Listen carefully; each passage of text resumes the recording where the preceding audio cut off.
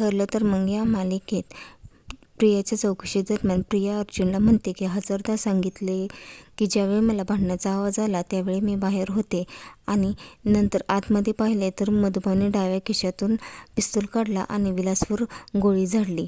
यावर अर्जुन म्हणतो की प्रिया खोटं बोलत आहे, कारण मागच्या वेळेस प्रिया म्हणली की पिस्तूल कुठून काढला हे देखील मला सांगता येणार नाही.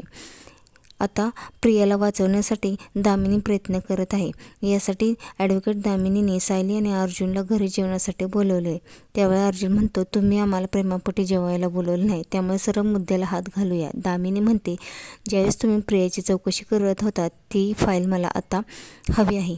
यावर सायली म्हणते की तुम्हाला माहिती आहे की प्रिया खोटं बोलत आहे. यावर अर्जुन म्हणतो, फाईल तर मिळेल पण ती कोर्टात मिळेल. यावर सायली म्हणते की तुम्ही हार पत्करायला तयार व्हा, कारण आता तुमचा सामना माझ्या नवऱ्याशी होणार आहे.